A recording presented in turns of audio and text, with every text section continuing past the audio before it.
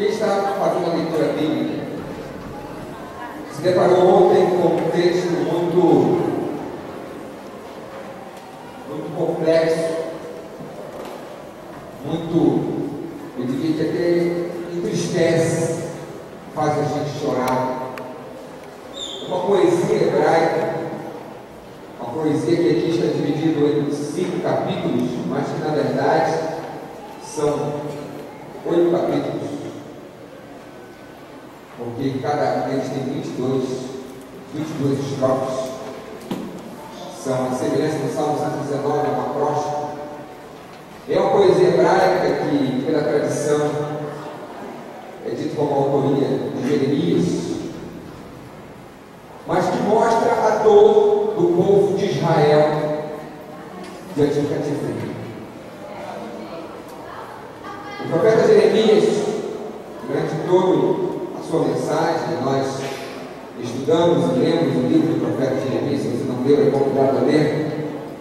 Ele o tempo todo fala para Israel, para o povo de Deus, para o povo de Judá, que eles precisavam se submeter à Babilônia, ser escravos da Babilônia.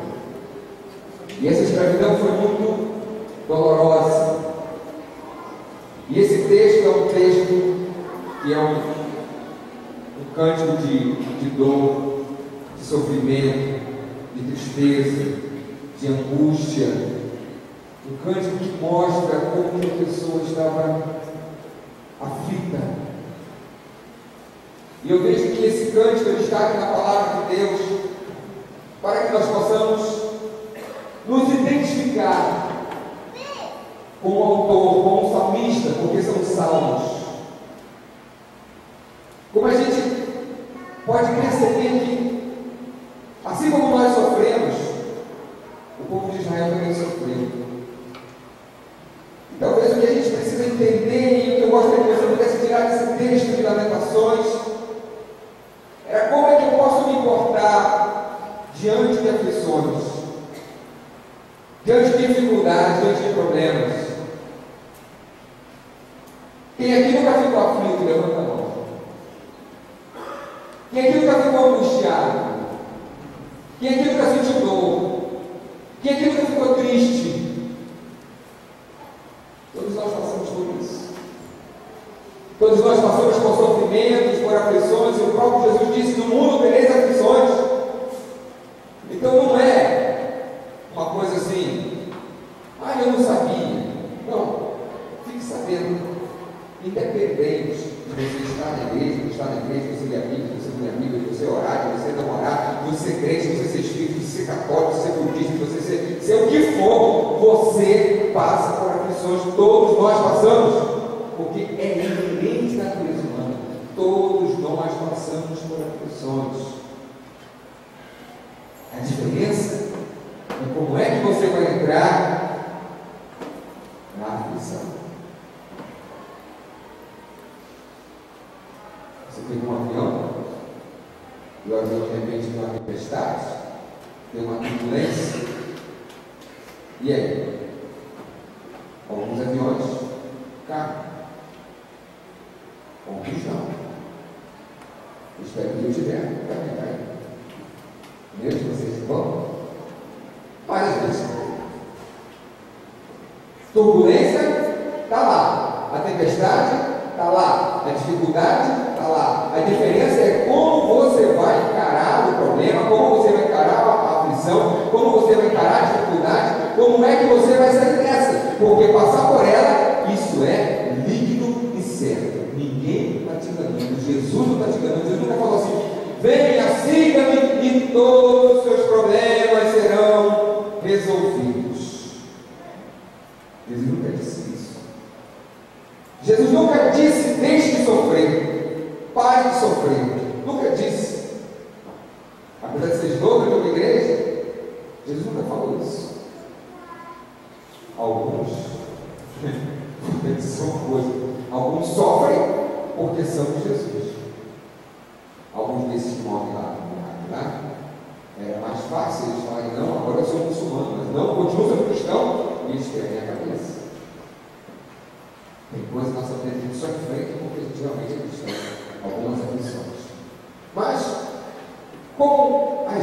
como proceder diante de uma aflição ou dificuldade. Abra sua Bíblia em Lamentações, capítulo 3. A gente vai passear um pouquinho do capítulo 1, 2, 3, 4, 5 de Lamentações, mas o texto que vai nos dar base é o capítulo 3, que é um texto muito conhecido. O versículo 22, por exemplo, é um versículo que muitas pessoas têm de cor. As misericórdias do Senhor são a causa de não sermos consumidos. Misericórdia do Senhor renova-se a cada manhã. Minha tradução aqui é um pouco diferente, é a nova tradução da linguagem de hoje, mas com certeza vai poder falar ao seu coração. Lamentações, capítulo 3. O capítulo 1 e o capítulo 2 é um capítulo mais geral, mais grupal, são duas estrofes mais gerais. Agora, o capítulo 3, ele é mais pessoal. Ele, na verdade, soma três partes da poesia. 66 versículos, 3 blocos de 22. No versículo 19 do capítulo 3, o salmista diz assim: eu lembro da minha tristeza e solidão, das amarguras e dos sofrimentos. Todos nós nos lembramos disso, né? Penso sempre nisso e fico abatido. Aí no verso 21, ele fala uma coisa que a gente precisa estar fazendo assim: mas a esperança volta quando penso no seguinte. A minha versão, eu confesso que os irmãos que eu acho um pouco pobre. O amor do Senhor Deus não se acaba e a sua bondade não tem fim. Na sua versão diz o quê? A misericórdia.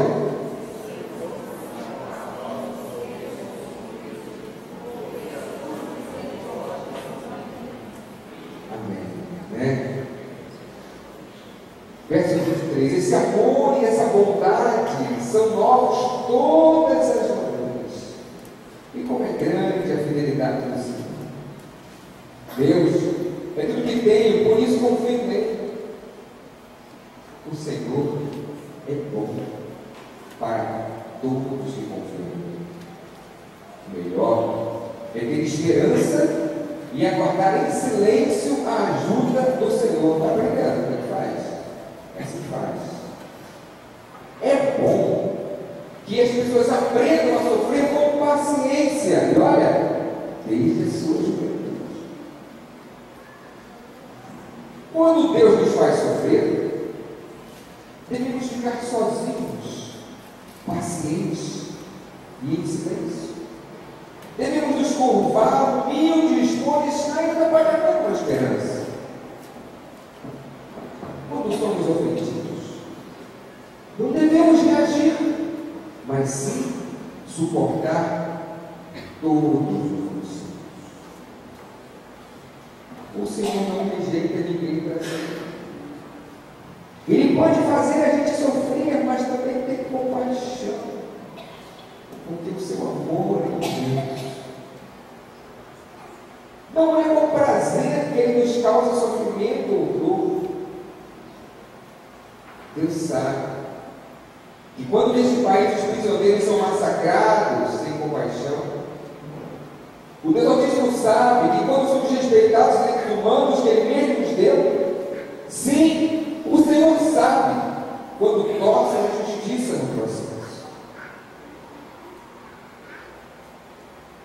Ninguém pode fazer acontecer nada se Deus não fizer.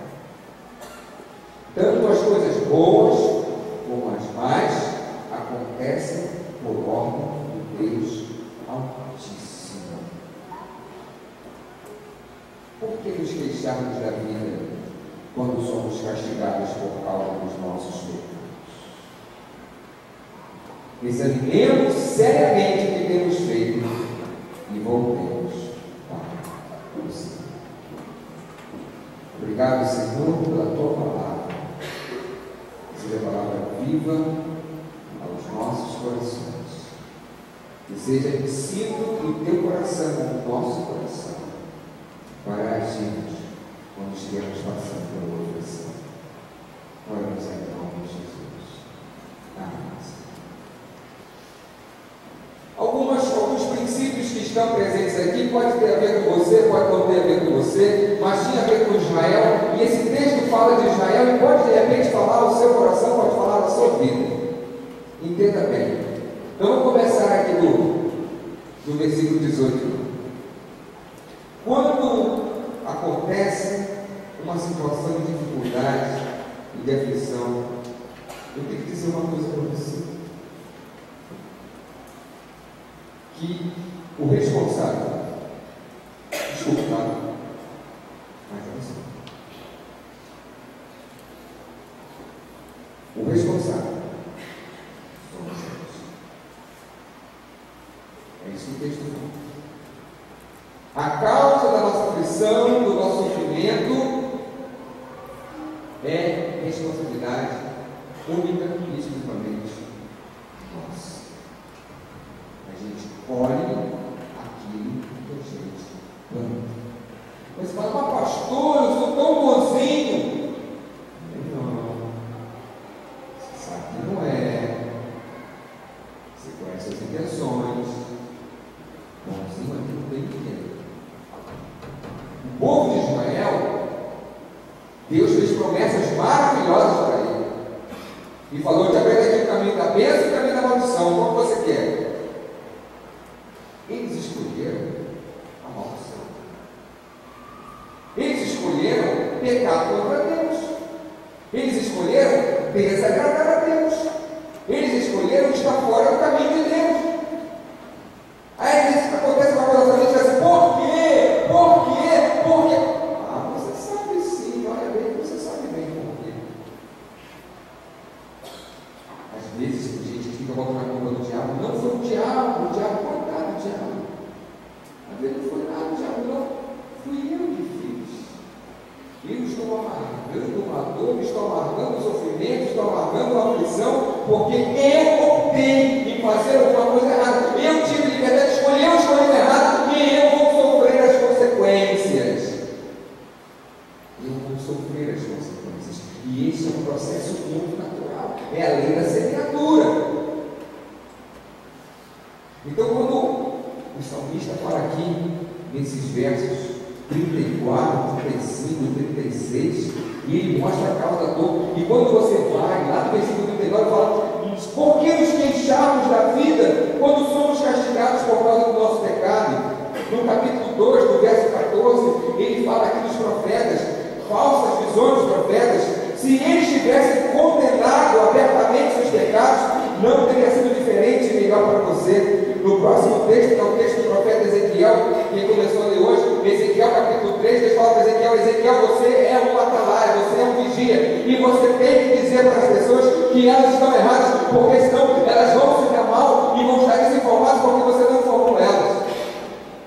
E eu, a semelhança do profeta Ezequiel, eu tenho essa missão.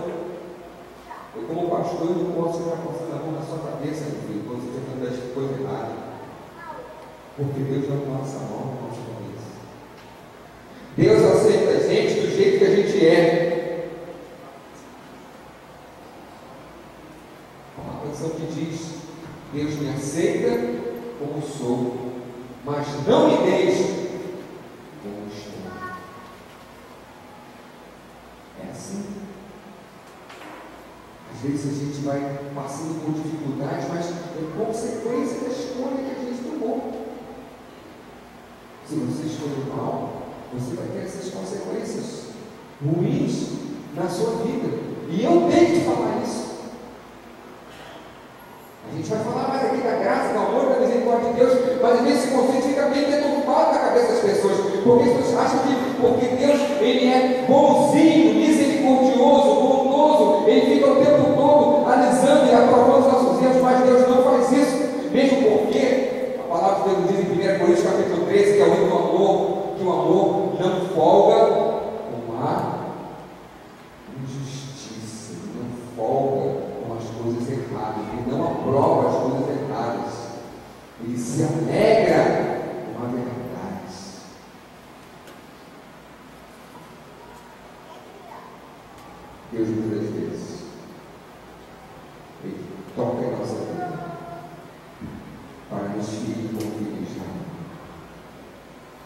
Aqui o texto diz: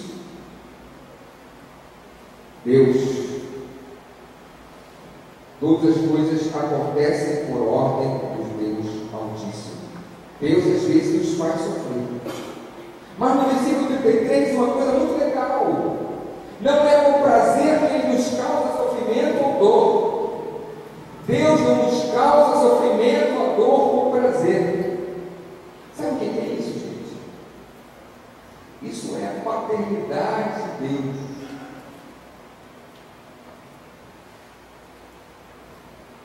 Paternidade de Deus. Deus é pai. Você que é pai, já bateu no seu filho alguma vez? Cuidado com o processo, já cuida com o pai. Eu confesso, irmão, já tive que tirar o cinto, não foi esse. E tive que dar uma sentada na Daniela, porque ela estava errada. Ela sabe disso. E talvez por causa da sentada que eu já estava ministrando na tela. E talvez eu não desse uma sentada, ela tivesse fazendo coisa errada na forma.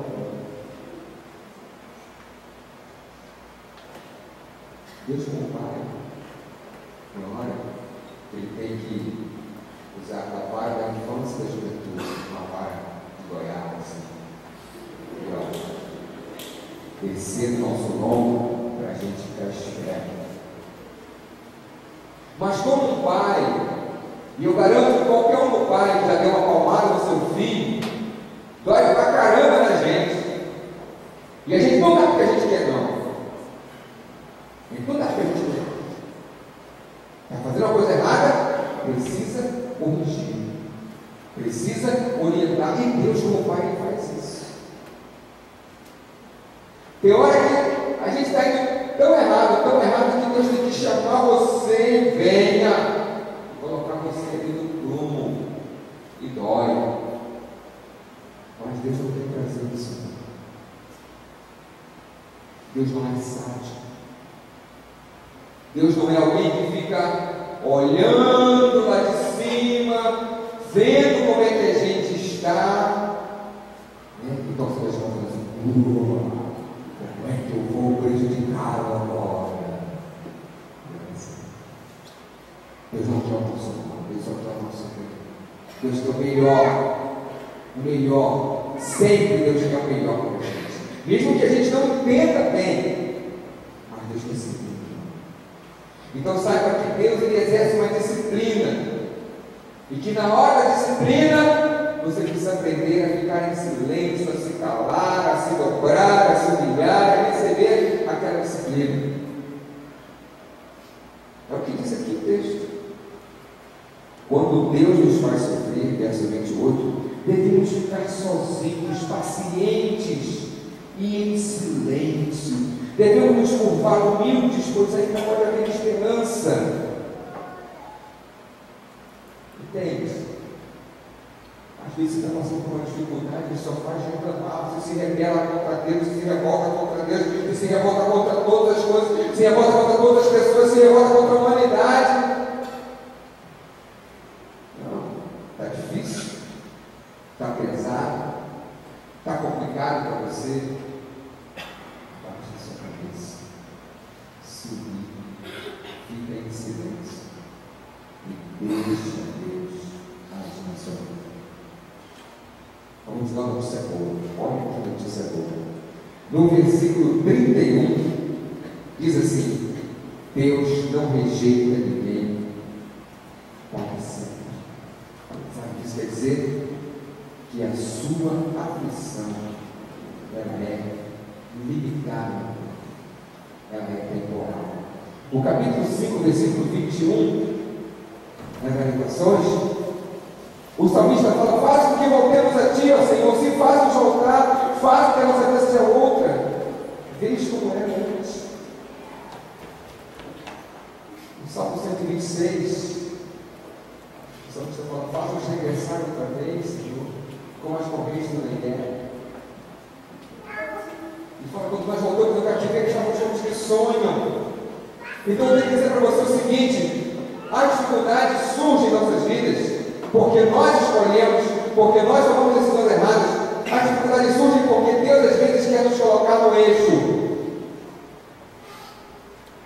Mas entenda o seguinte: elas não duram para sempre.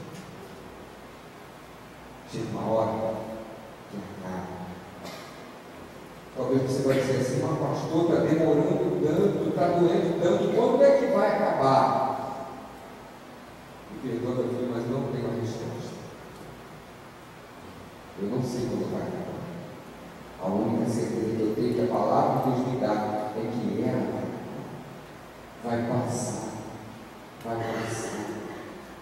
Sabe quando você se machuca, a criança se machuca, se enrolou, caiu, aí a mãe pega um queijinho, vai passar, vai passar a dificuldade, vai passar a dor, vai passar a aflição, vai passar a angústia, vai passar essa maré, vai passar esse momento, isso vai passar. Você precisa, nesse momento que você está vivendo, então você fica quieto, você absorva, você aprenda alguma coisa com o Senhor, aprenda no silêncio, aprenda na humildade, aprenda a se quebrantar, aprenda que você não é dono da verdade, aprenda que você precisa se humilhar diante do Senhor e aproveite esse momento de aflição para você crescer na sua vida. E lembra, não dure para sempre. É passageiro, é passageiro. E sabe por que é passageiro? É passageiro, porque a misericórdia do Senhor renova-se cada dia. O amor do Senhor renova-se cada dia. O verso 22, 23, 24, 25, 26, 27, todos eles falam que é bom ter esperança, aguardar no Senhor. Deus é tudo que tem, confio nele. Olha o que diz o verso 32: Deus tem compaixão, o seu amor é imenso. Essa é a verdade maior e absoluta que eu quero falar para você. Meu querido, em meio à aflição, em meio à dificuldade, não importa qual seja a causa, não importa o quanto ela está durando, não importa como você está vivendo essa dificuldade, mas se apegue numa coisa: tenha esperança no Senhor, tenha confiança no Senhor, dependa do Senhor, entregue tudo nas mãos do Senhor, porque Ele vai cuidar de você. Eu dei meu exemplo com o pai. Podia ser o seu exemplo, mas eu tenho que dizer para você e para mim mesmo que Deus é um Pai infinitamente mais misericordioso e amoroso do que eu ou de qualquer pai. Ele é um Pai de amor. Ele é um Pai de misericórdia. Tem duas palavras que aparecem na Bíblia que se referem à ação de Deus. Uma é a palavra misericórdia. Misericórdia é o seguinte: Deus não dá para você o que você merece. Porque se Deus fosse dar o que a gente merece, Ele perdoa. Mas nenhum de nós vai ter essa preocupação da terra. Deus não dá o que a gente merece. Porque nós somos pecadores.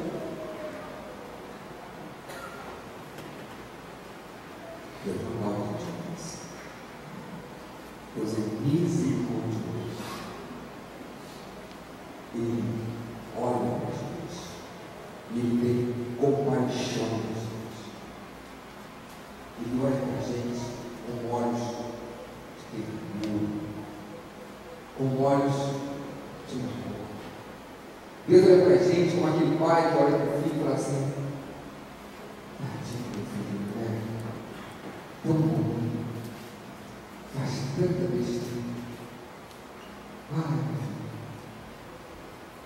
Jesus falou e chorou diante do povo de Israel, diante da cidade de Jerusalém, e disse: ah, Jerusalém, Jerusalém, eu queria abraçar vocês de uma maneira que abraça seus pedidos.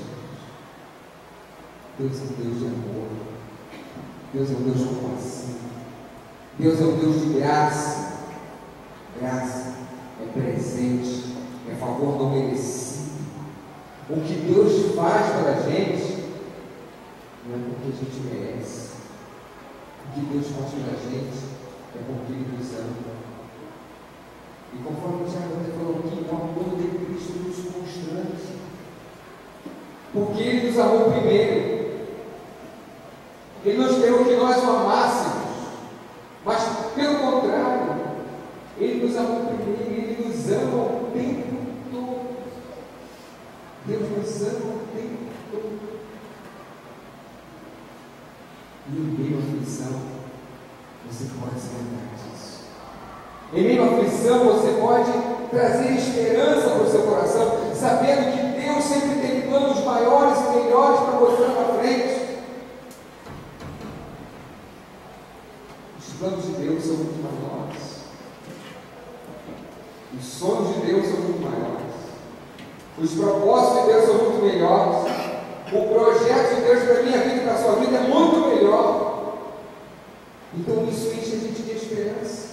E é disso que o salmista fala. Em meio à aflição, eu posso me encher de esperança, porque o meu Deus é um Deus de misericórdia, porque o meu Deus é um Deus compassivo, porque o meu Deus é um Deus amoroso. E o amor de Deus é muito grande. É muito grande. Nossa, que amor maravilhoso. Um amor que faz com que nós possamos viver o dia a dia, sabendo que eu não preciso me preocupar, porque tem alguém que cuida de mim. Eu não preciso ficar ansioso, porque tem alguém que me ama, porque tem alguém que me ama tanto. Eu estou passando por uma dificuldade, eu estou passando por uma aflição, mas eu tenho alguém que me ama. Vou dizer uma coisa para vocês. A Bíblia, esse livro que eu estou aqui com ele nas minhas mãos aqui, é um livro de amor. Ele conta uma história de amor. Uma história de amor. E não é uma história de amor conforme aquela que nós estamos acostumados a ler nos folhetins, ou ouvir numa novela, ou ouvir. Mas é uma história de amor diferente. No grego tem uma palavra que nós traduzimos por amor, que é a palavra ágape. E essa palavra, ela não é um amor igual aquele que a gente está acostumado. Porque a gente está acostumado com o amor das pessoas que a gente gosta, né? A gente ama os nossos amigos, nossos parentes, as pessoas que são queridas a gente ama. Esse amor não é um ágape. É assim? A gente ama o esposo, a esposa, ele deseja, ele quer. Esse amor é o eros. Mas o ágape, esse é o amor sacrificial. E é disso que o salmista fala aqui. E é isso que nós precisamos nos apropriar. Eu posso ter esperança nessa vida, porque eu tenho um Deus que me ama. E o amor de Deus é tão grande que Ele vai além do meu entendimento. O amor de Deus é tão grande que Ele é capaz de entregar o seu próprio Filho para morrer numa cruz. Isso é amor. Isso é amor. É o verdadeiro amor, é o mais santo amor, é o mais puro amor, é o amor de Deus. E a gente canta aqui, Cristo me ama, Cristo me ama, Cristo me ama. Será que você consegue administrar na sua mente, no seu coração, a altura, a profundidade, a largura, o comprimento do amor de Deus? Não tem como. Não tem como.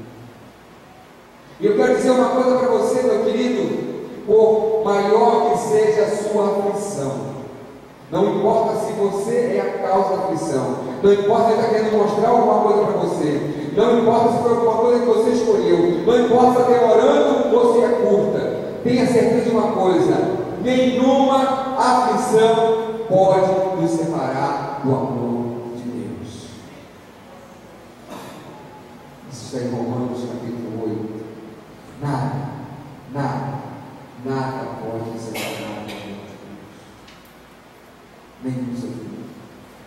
Nenhum sofrimento. E uma coisa interessante também, que a Bíblia nos fala, não virá sobre vós nenhuma provação maior do que aquela que você pode suportar. Tira isso da sua vida. Eu estou passando por uma provação. Calma, você aguenta. Vai passar o problema. Aguenta firme. Não desanima não. Segura firme. Tenha esperança. Confia no Senhor. Você vai vencer. Você vai vencer. Porque no mesmo texto de Romanos diz que em Cristo nós somos mais que vencedores. Mais do que vencedores. A Bíblia é um livro de amor que mostra esse amor de Deus, que mostra esse cuidado paterno de Deus, que mostra esse carinho de Deus por nós, que mostra que Deus se entrega por nós, que mostra que Deus se preocupa conosco, que mostra que Deus se inclina. A Bíblia fala que Deus se inclina, não consegue imaginar isso. Deus, Criador dos céus e da terra, se inclina para pegar você que está caindo. Você consegue ver Deus como aquele que te pega no colo, que te acolhe, que te abraça, que te ama, que cuida de você, que ampara você em meio à aflição. Por isso que no meio da aflição você tem que ficar como? Quietinho. Tem que ficar em silêncio. Deixa Deus trabalhar na sua vida. Deixa Deus agir na sua vida. Vamos falar com nós Deus aquietai-vos e saber que eu sou Deus. O problema é que a gente às vezes se mexe muito. Se mexe muito. Olha, eu não gosto de dentista. Eu não sei quem gosta. Mas eu não gosto da cadeira do dentista. Eu sou um canal assim, só graças a Deus. Mas na hora que eu sento na cadeira, eu fecho meu olho, abro o botão e fico quietinho. E deixo o cara trabalhar. Na hora que fala assim, né? Aí fala assim, doeu? Você respondeu. Você respondeu. Vai com o palitinho assim.